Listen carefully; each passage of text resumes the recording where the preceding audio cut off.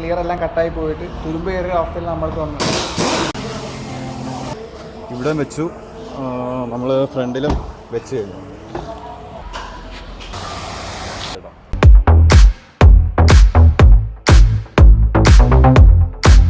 ഒരു വെർണയാണ് കേട്ടോ, ഒരു 2007 മോഡൽ വെർണയാണ്. അപ്പോൾ ഇതിൻ്റെ ഫുൾ പെയിൻറ്റിങ് കഴിഞ്ഞിരിക്കുകയാണ്. അപ്പോൾ നമുക്ക് ബാക്കിയുള്ള ഫിറ്റിങ്സും കാര്യങ്ങളൊക്കെ നോക്കാം നമുക്ക്.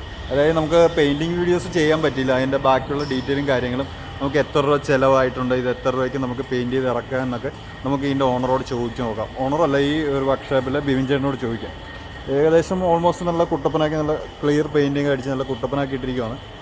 നോക്കി, അടിപൊളിയാണ്. പിന്നെ ബാക്കി നമുക്ക് കുറച്ച് നമ്മുടെ അകത്ത് കുറച്ച് കാര്യങ്ങൾ ചെയ്യാനുള്ളൂ.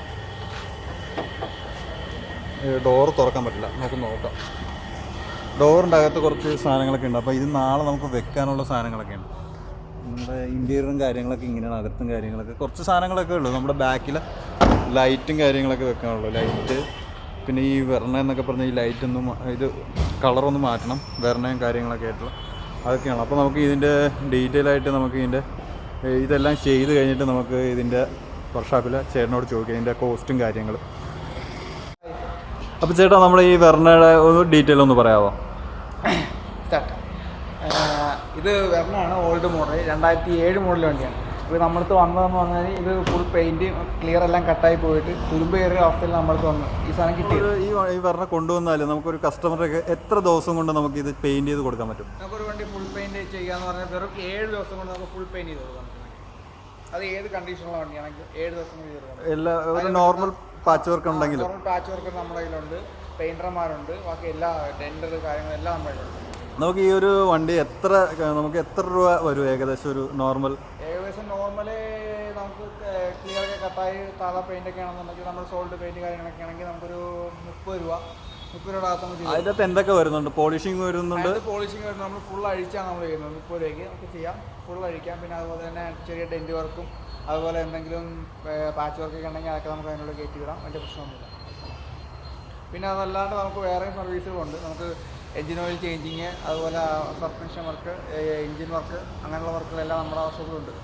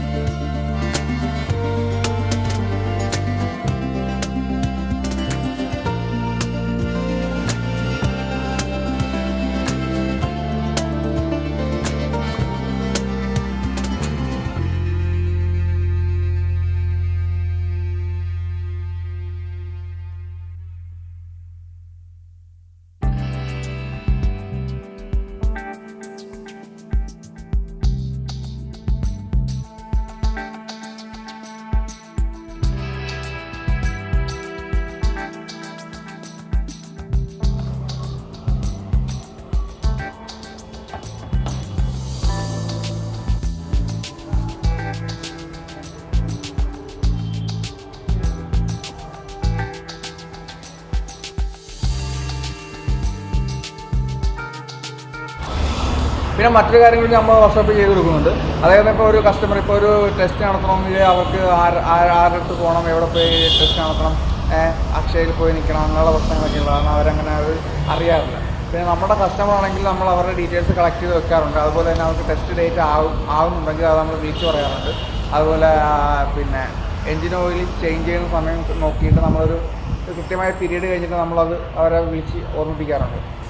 പിന്നെ അതുപോലെ തന്നെ നമ്മൾ റീടെസ്റ്റ് ആയ വണ്ടികളൊക്കെ ഉണ്ടെങ്കിൽ നമ്മൾ വീട്ടിൽ പോയി എടുത്തിട്ട് ഫുൾ വർക്ക് കഴിഞ്ഞിട്ട് ടെസ്റ്റ് നടത്തി നമ്മൾ പുതിയ വണ്ടി കൂടെയാക്കി ഷോറൂം കണ്ടീഷനിൽ കൊണ്ട് വീട്ടിൽ കൊടുക്കും. ഇപ്പോൾ നമ്മൾ ഏകദേശം എത്ര രൂപ വരുമെന്നാണ് പറഞ്ഞത്? ഈ വണ്ടി നമ്മൾ 30 രൂപ 30,000 രൂപ ഉണ്ടെങ്കിൽ ഓക്കെ. 30,000 രൂപ നമുക്ക് ഇതേപോലെ കണ്ടീഷൻ ഓക്കെ ഏട്ടാ, താങ്ക് യു.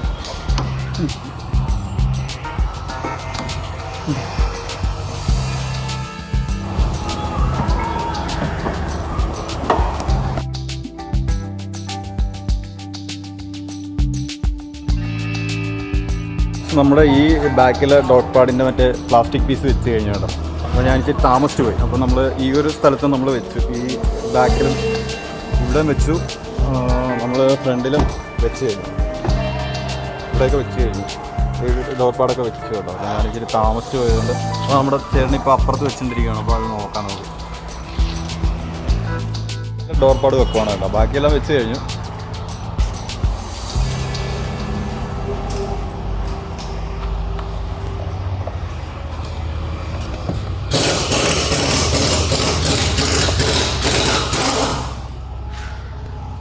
ഹായ് ഫ്രണ്ട്സ്, നമ്മുടെ ഈ ഒരു പ്ലാസ്റ്റിക്കിൻ്റെ ഒരു ഇത് വെച്ച് കേട്ടോ. അപ്പോൾ ഇനിയിപ്പോൾ നമുക്ക് വൈപ്പർ വെക്കുന്നത് കാണാം, വൈപ്പറിൻ്റെ ആ സാധനം വെക്കുന്നത് കാണാം. ഈ ഒരു പ്ലാസ്റ്റിക് വെച്ച് നമ്മുടെ വെള്ളം പോകുന്ന സാധനം വെക്കുവാണ് കേട്ടോ. അടുത്ത വൈപ്പറിനോട് വെക്കാം.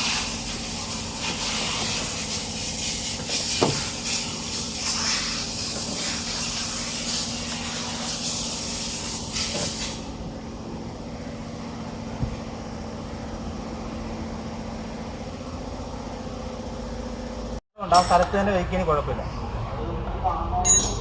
അവിടെ കിടന്ന് നമ്പർ പ്ലേറ്റ് വെക്കുവാണ് കേട്ടോ.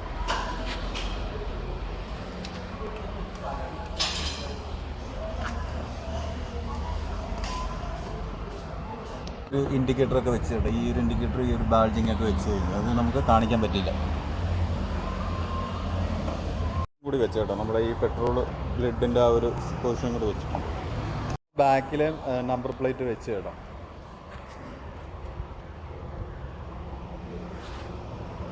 നമ്മൾ ഈ ഒരു ഗിയർ ഇത് ഒരു കുഷീനൊക്കെ വെച്ച് കേട്ടോ. ഈ ഒരു സാധനമൊക്കെ ഫിറ്റ് ചെയ്തിട്ടുണ്ട്.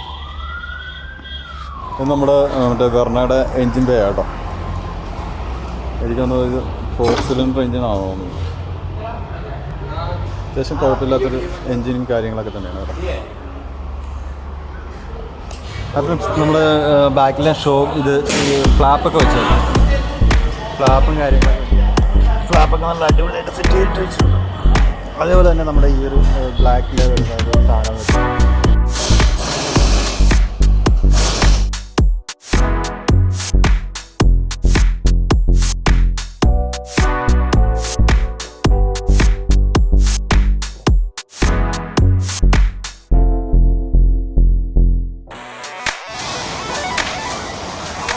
ഹായ് ഫ്രണ്ട്സ്, നമ്മുടെ വെർണയുടെ എല്ലാ വർക്കും കഴിഞ്ഞു കേട്ടോ. അപ്പോൾ ജസ്റ്റ് ഒന്ന് അതിൻ്റെ ടയറൊന്ന് ജസ്റ്റ് ഒന്ന് വാഷ് ചെയ്ത് നമുക്കിത് ഡെലിവറി ചെയ്യുവാണ്. ഇത് കസ്റ്റമർക്ക് കൊടുക്കുവാണ്.